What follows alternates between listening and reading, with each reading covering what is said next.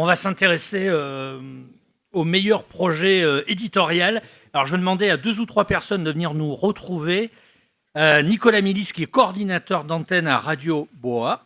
Xavier Millinet, j'espère que je n'écorche pas son patronyme, qui est coordinateur de la Corlab. Erwan Gaucher, qui est directeur éditorial plateforme à Radio France. Et enfin, Lisa Carrière, qui est chef de projet à RMC. Le but du jeu est que chacun ici partage son expérience et puis aussi, j'imagine, ces quelques réflexions autour des enjeux de bonnes pratiques éditoriales dans un paysage médiatique, vous l'entendez depuis ce matin, qui est en pleine transformation et qui évolue au pas de charge. Alors, est-ce que tout le monde est là? Nicolas Milis, oui, très bien. Et puis Xavier Millinet. Alors, je n'ai pas écorché votre patronyme. Milinaire, j'en étais sûr. Et vous voyez le contraire, Erwan Gaucher, qui se prononce et à la fin de son patronyme. C'est tout le contraire de vous. Et Lisa Carrière. Non, mais je dis ça, mais la phonétique est très importante à la radio. Hein. C'est-à-dire ça peut parfois déclencher peut-être un effet papillon. Alors, commençons peut-être par Xavier Millinet. Nair. Oui. Alors, je vous écoute, présentez-vous, dites-nous qui Alors, vous êtes, ce que vous faites. Bonjour, enchanté, je suis Xavier Millinaire, donc je travaille pour la Corlab, qui est la coordination des radios locales et associatives de Bretagne, une fédération donc, qui regroupe plus d'une vingtaine de radios associatives disséminées donc, sur l'ensemble du territoire breton, qu'elles soient étudiantes, musicales, confessionnelles, en langue bretonne, en langue française ou en langue galaise.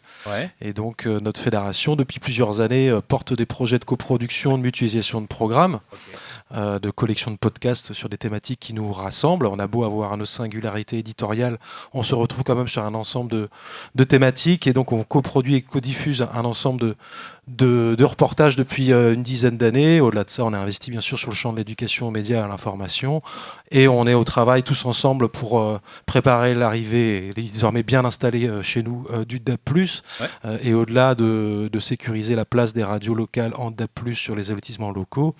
Nous avons co-construit, co-défendu et nous animons depuis un peu plus d'un an maintenant le projet Radio Boa, radio associative à dimension régionale, qui émet sur l'ensemble du territoire breton en DAB+, sur les allotissements étendus et qui a cette particularité de fédérer les programmes de toutes nos radios adhérentes avec une proposition éditoriale originale qui rassemble justement les singularités éditoriales des 4 départements et des 20 radios adhérentes. Et je laisserai Nico vous parler un peu plus en détail de cette construction éditoriale, puisque en tant que coordinateur d'antenne, il a beaucoup plus le nez que moi dans les programmes. Nicolas, vous avez beaucoup plus donné que votre collègue dans l'élaboration des programmes. Non, il a donné beaucoup dans la définition de tout ça. C'est un super projet, Radio Boa. Ça veut dire quoi, Boa? C'est un acronyme Bretagne On Air, qui se traduit bien en breton par Bryce on Air, et qui se traduit bien aussi en langue galaise, le gallo, par Bretagne on Air. Ça, c'était le gros projet éditorial que vous avez porté à bout de bras. Ouais, depuis 2020, 2019-2020, ça fait voilà. Et donc on émet depuis le 12 juillet 2023 en DAB+, sur une grande partie de la Bretagne. 15 radios ont décidé de construire cette radio régionale. Alors ça c'est important, c'est pas une tête de réseau qui a dit je vais faire des locales un peu partout en Bretagne. C'est exactement l'inverse. C'est 15 radios locales qui ont décidé de construire un projet régional où effectivement s'expriment leur identité. Chaque radio a sa personnalité. C'est ça. Chaque radio a sa façon de faire. Parce qu'il y a 15 façons de faire, il y a 15 lignes éditoriales différentes, 15 tons différents, 15 styles différents. Je vous assure qu'avec 105 programmes reprises de ces radios, de ces 15 radios ça fait une radio. On a quelque chose qui ressemble à quelque chose d'intéressant. C'est-à-dire que c'est pas du Frankenstein, c'est vraiment quelque chose qui est pensé aussi sur des heures, des créneaux. On fait tout ça dans les radios. C'est la première fois que ça se fait en France, ce genre d'expérimentation éditoriale ou pas? Il y a une première expérimentation éditoriale qui existe au Pays Basque, une communauté de radios basques en langue basque, qui ont décidé de se grouper. Mais c'est vrai que c'est beaucoup moins de radios qui sont impliquées de leur côté. Nous, c'est quand même 15 radios et bientôt sans doute une vingtaine qui vont nous rejoindre. Regardez, on voit passer quelques slides. Ce sont les radios qui participent, qui mettent la main à la pâte, si j'ose dire. C'est ça, il y a des radios en langue bretonne, en langue galaise, il y a des radios généralistes, des radios plus musicales, des radios ferrarock, des radios un petit peu de... Donc sur Radio Boa, on parle 3 langues, c'est ça? On est assumé en trilingue, donc d'un moment à l'autre de la journée, vous allez avoir un jingle en breton, un autre en... Est-ce que c'est pas un peu excluant parce que moi, je ne suis pas breton et je parle pas le breton, par exemple. L'idée, c'est justement d'amener notre population bretonne à se réintéresser à ces langues régionales. Donc le fait déjà de les écouter, de les avoir en tête, ça peut leur donner envie de l'apprendre, de la réapprendre. Et on a bien besoin de ça en Bretagne parce qu'il faut sauver la langue bretonne et la langue galaise, qui sont nos deux langues régionales. Écoutez, j'écoute et je fais mien votre discours, sauf que je suis, moi, pas dans la langue d'Oil, mais plutôt dans la langue d'Oc. Donc... Le gallo ressemble un petit peu, c'est une langue romane. Non, on peut se comprendre, je pense. Qu'est-ce qu'on voit là sur cet écran ? Là, on voit nos 5 catégories éditoriales. Donc, on est sur le bouillonnement culturel en Bretagne. Ouais. L'idée, c'est de parler de ça. On est sur les transitions sociales et environnementales. On est sur la promotion de nos deux langues de Bretagne. Je viens d'en parler. On est aussi sur la promotion musicale, c'est-à-dire qu'on essaye, nous, de passer des artistes. Effectivement, on s'est mis nous-mêmes un quota d'essayer d'obtenir 30% de notre playlist musicale avec des artistes qui font de la musique en Bretagne, musique actuelle. En breton. Alors en breton, en gallo, en français. L'idée, c'est que on veut leur donner une place assez importante sur notre playlist musicale. Okay. Et l'autre objectif avec la playlist musicale, c'est qu'on soit dans la parité femmes-hommes, qu'il y ait autant d'artistes femmes que d'artistes hommes, qu'on puisse entendre dans notre playlist générale sur l'antenne. Alors c'est une jeune expérience, mais est-ce que vous en tirez un bilan peut-être pas sonnant et trébuchant, mais en tous les cas positif ? Vous avez peut-être des remontées de chiffres d'audience que vous voulez ou pas peut-être communiquer. En fait, on n'a pas été chercher nous les... C'est pas un interrogatoire. Non, on n'a pas été chercher nous les chiffres médiamétrie, tout simplement parce qu'on a un projet qui démarre, qu'on sait aussi pertinemment bien que le DA+, dans notre région, il y a encore des progrès à faire pour le démocratiser. Il y a beaucoup de travail. Donc pour l'instant, on n'a pas de chiffres sonnants et trébuchants à vous donner, mais on progresse. En tout cas, rien que sur ce qu'on peut voir sur le stream, c'est de la notoriété. Ouais. Mais c'est pas facile d'acquérir de la notoriété en DAB+. C'est du boulot. C'est du boulot. Il ne doit pas y avoir grand monde non plus actuellement sur le DAB, mais bon... Ça commence, les voitures équipées, okay. On a des voies express, on a des routes, donc on nous écoute comme on a. Juste en 10 secondes, quelle est la finalité de ce projet, ce vaste projet éditorial ? C'est pouvoir parler de notre région, la partager des 4 coins, des 4 départements et de porter une voix médiatique régionale. Le service public a une proposition avec le réseau France Bleu, ou plutôt le réseau ici. Désormais, l'idée c'était que les radios associatives puissent porter une voix aussi sur l'actualité culturelle, sociétale sur le territoire régional. Et puis c'était aussi... prendre possession du DAB+, avec un projet ambitieux, un projet original, un projet innovant, et quelque part le projet Radio Boa et le cheval de Troie aussi du DAB+, envers nos adhérents, envers nos partenaires institutionnels, nos partenaires culturels. Et grâce à Radio Boa, les résultats que l'on observe, c'est qu'on arrive à familiariser nos partenaires culturels, institutionnels, associatifs sur la transition en cours, et donc faire la promotion de notre média. Ils sont sensibles à ça, à votre démarche. Ils sont sensibles, en tout cas, ils sont désormais au moins... Vous parlez de partenaires, vous parlez de politique, j'imagine. Je parle bien entendu des politiques ou des agents des collectivités territoriales. Ceux qui peuvent verser ceux qui construisent les politiques publiques et qui déterminent les dispositifs d'aide, mais aussi les partenaires culturels, c'est-à-dire ceux qui organisent des festivals, ceux qui sont à la tête de SMAC et qui comprennent que, d'accord, d'ici quelques années, il y a les radios locales à Rennes, à Brest et partout en Bretagne, mais il y a cette transition qui fait qu'il y a d'autres acteurs et une autre économie de la radio qui est en train de se jouer là. Donc c'est participer aussi à cet effort de pédagogie autour du DAB et de tous les enjeux qui ont été largement discutés, documenté ce matin lors de l'échange. C'est un beau projet en tous les cas, mais il y a d'autres beaux projets. Il y a celui qui est porté par exemple Radio France en termes de projet éditorial. Donc comme dirait l'autre, c'est du lourd ou du brutal. À vous de choisir le qualificatif. Alors, du lourd, éventuellement, du brutal, j'espère pas. On a une petite vidéo, me dit-on. Vous voulez qu'on commence directement par... Comme vous voulez, c'est le maître de cérémonie. Top, oh là, c'est bien me donner de l'importance. Et on peut même parler par-dessus pour gagner du temps. Erwan, quelque part, on n'est pas si éloigné que ça, parce que nous, avec la plateforme Radio France, on a justement essayé de réunir là aussi plein de radios, c'est-à-dire les 7 radios, et en fait un petit peu plus si je mets les 44 de nos amis de France Bleu devenus ici maintenant. On a 7 radios qui vont... D'une radio où on parle énormément de choses extrêmement intéressantes et parfois savantes de France Culture, à une radio où on parle quasiment pas, mais où on fait peut-être, en tout cas selon certains, une des meilleures programmations musicales, c'est FIP.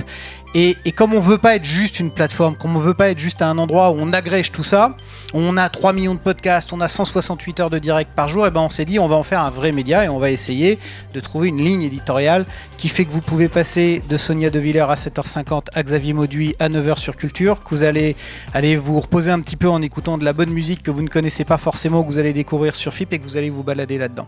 Et donc nous, notre objectif c'est ça, c'est d'avoir une plateforme qui soit la première plateforme audio parlé, en tout cas audio non musique à la demande. En gros, camarades Spotify et Deezer, vous faites super bien votre boulot, faites-le de votre côté. Ouais. Et nous, on veut être la première plateforme du reste. On a 3 millions de podcasts, on a une vingtaine de web radios qui travaillent aussi bien des programmes que beaucoup de musique. Et puis comme on est gourmand, on ne s'est pas arrêté là. On a proposé à tous nos camarades de l'audiovisuel public qui produisent des podcasts de RFI à France 24, de France Télé, à l'INA, en passant récemment par Public Sénat. Ouais, tout à fait, LCP. Il y en a d'autres qui toquent à la porte, mais aussi nos camarades de l'audiovisuel public francophone, puisque vous avez des podcasts de Radio-Canada, de la RTS Suisse, de la RTBF. Je voyais Fred tout à l'heure.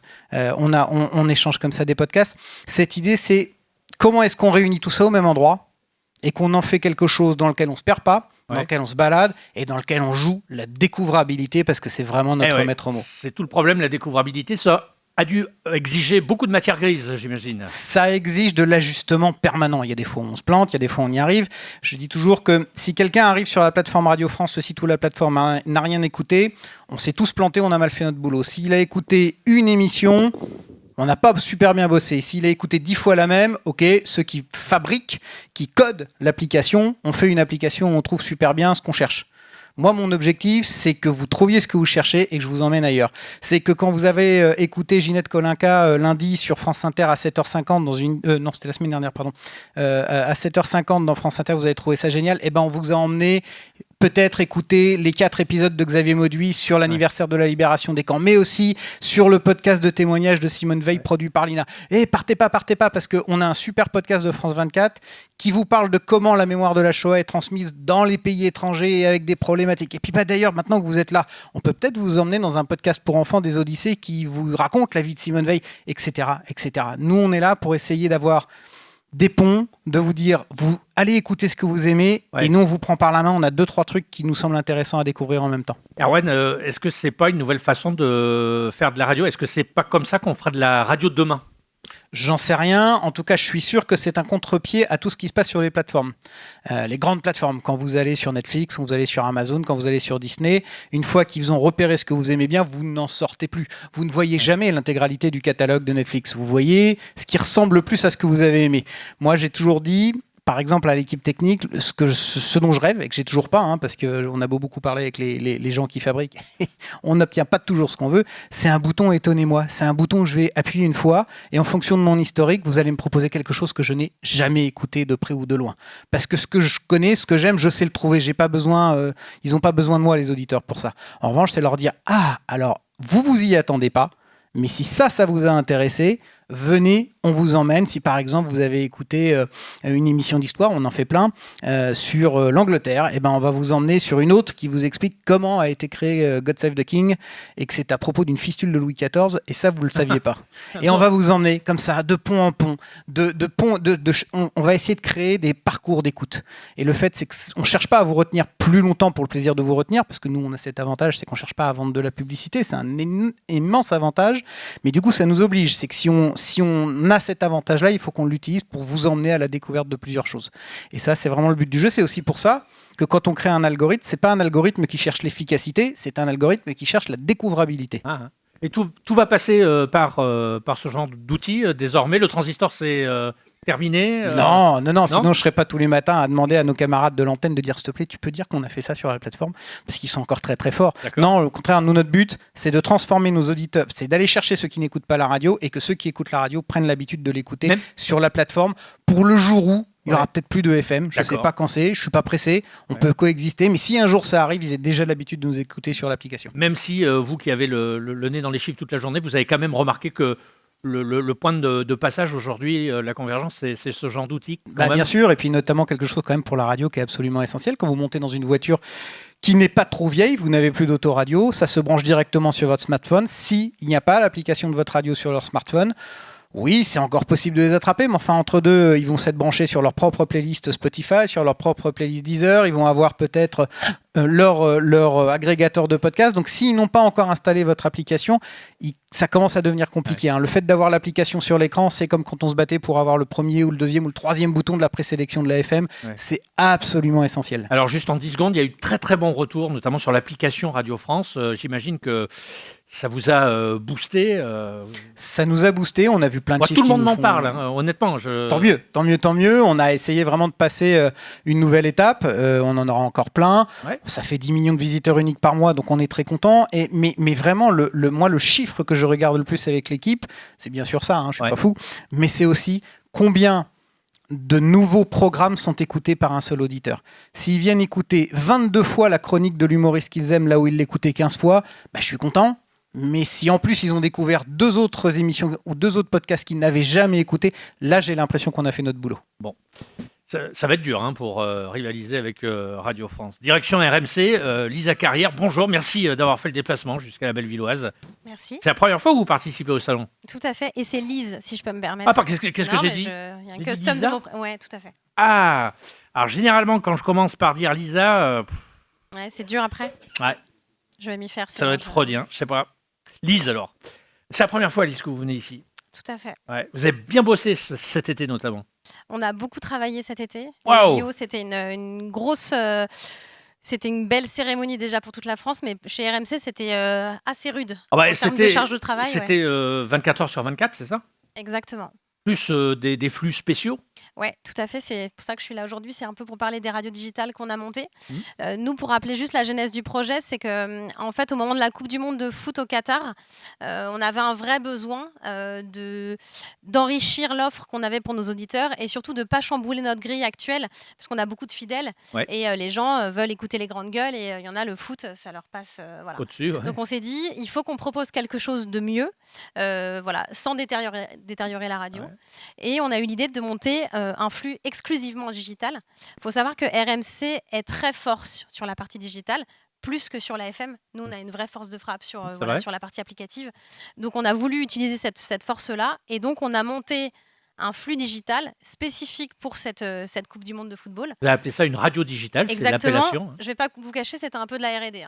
On s'est un peu lancé sans savoir si c'était un one-shot, sans savoir l'audience qu'on allait pouvoir avoir derrière. On l'a lancé à 5h du matin, de nuit, parce que c'était au Qatar, en prenant tous les paris sur les audiences. Et c'était un vrai pari même technique. Moi, je suis plus sur la partie technique que édito. Et pour le coup, c'était un vrai pari technique qu'on a relevé. On a pu en lancer plein d'autres derrière. Et sont arrivés les jeux. Et là, on nous a dit, RMC radio officielle, il faut qu'on propose un truc canon et où les gens vont suivre toutes les épreuves sur RMC. Et alors, aujourd'hui, grâce à la technicité qui est notamment fournie par les gens qui sont au 2e ou 3e étage, là-haut, vous pouvez faire autant de radios digitales qu'il y a d'épreuves, par exemple, lors de Jeux Olympiques. Exactement. Alors, c'est pas aussi simple que ça en a l'air, malheureusement. Nous, on a dû vraiment réfléchir de manière collective à ce projet, donc en effet avec le savoir-faire édito, et après avec le faire savoir des produits techniques. On a repensé toute notre UX sur l'app, etc. On a monté un vrai studio de radio digitale qui s'appelle le studio Valentin Viguier, qui est dans nos enceintes. On avait 3 flux pendant les Jeux Olympiques. 3 flux différents. 3 flux différents, live, pour couvrir toutes les épreuves. Un flux qui était un peu plus serviciel, où vous aviez le trafic pour vous rendre sur les épreuves, pour savoir si ça circulait, si vous alliez être en retard, etc. Et un flux où on a suivi tous les athlètes français sur toutes les épreuves, tout au long des Jeux. Et on a fait aussi un flux pour les Paralympiques, parce qu'on avait à cœur évidemment d'avoir la même couverture sur les Paralympiques. Donc c'était une vraie aventure humaine et collective. L'avantage qu'on a chez RMC, c'est qu'on a une vraie force broadcast, donc on a pu s'appuyer sur une infrastructure broadcast et de bénéficier de l'agilité du digital. On a vraiment fait une force de frappe. On avait une force de frappe assez lourde sur les JO. On est assez fiers de ça. Résultat, en termes d'audience, est-ce que ça a été à la hauteur de vos espérances? Et puis aussi, surtout plus que ça, est-ce que ça a été à la hauteur du travail qui a été fourni par les collaborateurs? Parce que moi, je me suis laissé dire qu'il y avait eu énormément...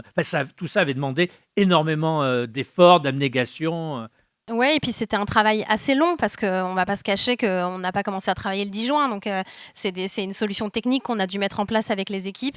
Il y a énormément de personnes qui ont travaillé en amont sur ces jeux. Et puis, évidemment, après, toute la partie édito qui était là pendant tous les jeux. Les audiences, elles ont été, je dirais, même plus que ce qu'on avait prévu. On a eu un super accueil de nos auditeurs, ce qui nous encourage à poursuivre pour d'autres événements. Ouais, c'est la question que je voulais vous poser. Est-ce que vous réfléchissez déjà? Bien sûr. Alors, vous réagissez en termes de programme en fonction de, comment dirais-je, des épreuves, des compétitions internationales qui sont au menu. Alors, pardonnez-moi, moi, c'est un sujet qui, là, pour le coup, me dépasse. J'imagine qu'il y aura d'autres compétitions sportives dans les prochaines semaines, dans les prochains mois. Ouais. Là, vous allez faire quelque chose pour le Tour de France, par exemple? On a déjà fait. On Ouais. a déjà fait une radio digitale spéciale Tour de France. On a fait Roland-Garros. On a fait l'Euro. Voilà, on a fait la Cannes. Dès qu'on a un événement où on sent que les auditeurs vont être intéressés, on sent qu'il y a un public, on a à cœur de proposer une offre qui est enrichie, voilà, et d'être présent et d'amener quelque chose de nouveau. Ouais. Est-ce que ça remet un peu de baume au cœur au sein des équipes de se lancer dans des challenges intéressants, techniquement un peu complexes? Moi, je suis vraiment sur la partie technique, donc Ouais. je vais pas vous cacher, c'était un super projet. Ouais. Pour toutes les équipes, intellectuellement, c'était hyper intéressant de travailler sur quelque chose de novateur qu'on n'avait jamais fait, de créer un studio de toutes pièces et de servir le digital. Là où nous, on est un groupe quand même historiquement broadcast, Ouais. d'amener ce push digital, c'était pas mal. Et alors, avec quel fournisseur, quel fabricant, quel intégrateur vous avez travaillé? Si vous pouvez nous en citer 2 ou 3, si vous les avez de mémoire, sinon c'est pas une obligation. Oui, alors on a travaillé. Alors nous, on a utilisé nos infra broadcast, donc Dalet pour toute la programmation, Dalet, etc. Okay. Voilà. Et après, évidemment, le nom va m'échapper du partenaire avec lequel on a travaillé. Il va beaucoup m'en vouloir. Je m'en rappelle plus. Je suis désolée. Ok. Bon, vous avez vu qu'il faut être polychrone ici. Tout à fait. Alors, je ne sais pas ce que vous m'avez dit, pour être franc, à la fin de votre C'était super, ce que je vous ai dit. réponse. Voilà, je me permets de vous le dire, parce qu'on est venu me dire... D'ailleurs, je ne sais pas ce qu'on est venu me dire. Vous voyez, donc, vous voyez, quelle flush royale. Un peu de musique pour annoncer les gagnants, et puis quelques prix distribués. Alors, je pense qu'il va y avoir un peu de musique. Voilà. Essayez de faire comme les grands. Hein, ça n'arrive pas forcément. La volonté est là. Alors, on va remettre des prix. Et puis on va remettre des prix à chacun d'entre vous parce qu'on estime que vous les méritez, avec un prix spécial pour Erwan pour son travail au sein de Radio France, pour cette petite application qui va peut-être un jour bouleverser, modifier la façon d'écouter la radio. Bravo à vous trois. Je pense qu'on va peut-être vous amener 2 ou 3 trophées, j'imagine. Et on va vous remercier d'être venu. Et on va vous encourager à continuer dans cette direction avec 3 beaux projets. Donc, vous portez Radio Boa, Bretagne On Air. Bravo à eux. Erwan, saluez les équipes de Radio France de notre part. Bravo pour ce prix. Encore une fois, j'insiste, bravo pour cette application. Et puis pour RMC, bravo pour la couverture et surtout pour le volume horaire que ça a nécessité lorsqu'il y a des événements comme ça à couvrir. Ça demande une énergie, j'imagine, souvent considérable au sein des équipes, quel que soit d'ailleurs le poste que l'on occupe. Hein. Ça doit dévorer une énergie considérable. Merci à vous 3, c'était super. Revenez l'année prochaine avec de nouveaux projets, on s'occupera du reste.